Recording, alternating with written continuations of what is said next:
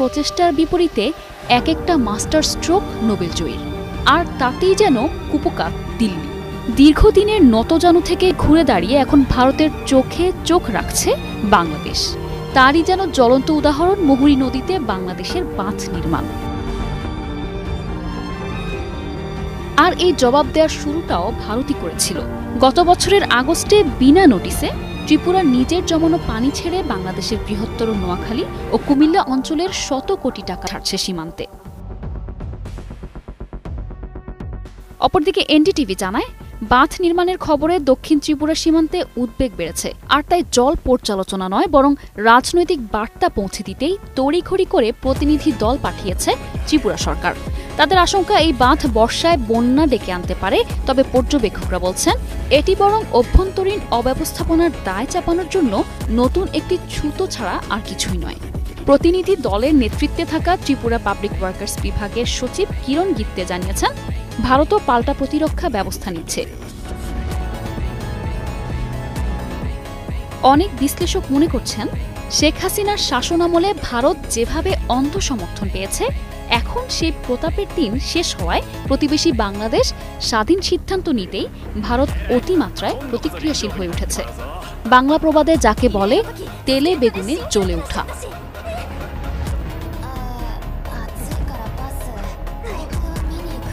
নিশা Alam, news desk, ২১ television. ক্ষতি করেছিল, আকস্মিক বন্যায় ভাসিয়েছিল লাখ লাখ মানুষকে।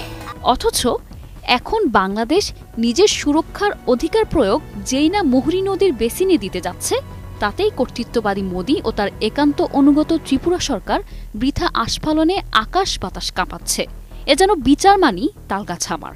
এদিকে ভারত চাইলেই নদীতে বাঁধ দিয়ে বাংলাদেশকে ভাসাতে পারবে, আর বাংলাদেশ লক্ষ্মী মেয়েটির মতো কিছুই বলতে পারবে না। কিন্তু সেদিন ফুরিয়েছে। এখন বাংলাদেশ নিজের অধিকারের কথা বলতে পারে।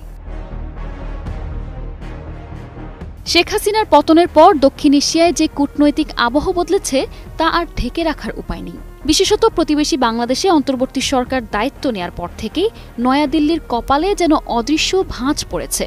নতুন সরকার আত্মনির্ভরশীল নীতিতে আগাতে চাইলে প্রতিবেশী ভারত যেন সেটাকে নিয়েছে তার ব্যক্তিগত অপমান হিসেবে। তা না হলে মুহুরী নদীর তীরে বাংলাদেশ বাঁধ নির্মাণ করলেই ত্রিপুরা সরকারের এত অস্থিরতা কেন?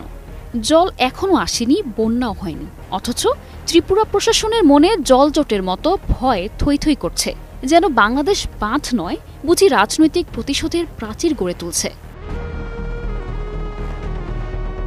বাংলাদেশকে বলা হয় নদীমাতৃক দেশ। এমন প্রাণবন্ত নদীর দেশ পৃথিবীতে খুব বেশি নেই। অথচ প্রকৃতির এমন আশীর্বাদকে বাংলাদেশের প্রতিবেশী ভারত গলা চেপে ধরে একের পর এক বাঁধ বসিয়েছে আন্তঃসীমান্ত নদীগুলোর উপর। এক একটি বাঁধ যেন এক একটি অভিশাপ এ অঞ্চলের মানুষের জন্য। তার উপর ভারতের দাদাগিরি তো আছেই।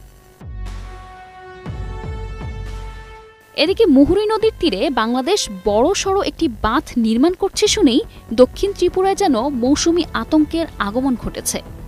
বর্ষার পানি নামলো কি না নামলো, তার আগেই পানিতে ভেসে গেছে ত্রিপুরা সরকারের ঘুম। তাই তো তড়িঘড়ি করে পাঠানো হয়েছে উচ্চ পর্যায়ের পর্যবেক্ষণ মিশন। ত্রিপুরার আশঙ্কা, এই বুঝি বাঁধের পানিতে বিলোনিয়া ডুবে যাচ্ছে। এদিকে ভারতের গণমাধ্যম এনডিটিভি জানিয়েছে, এই প্রকল্প ঘিরে ভারতীয় সীমান্তের জনপদে ছড়িয়ে পড়েছে গভীর উদ্বেগ। যেন বাংলাদেশ বাঁধ বানাচ্ছে না, বরং সুনামি।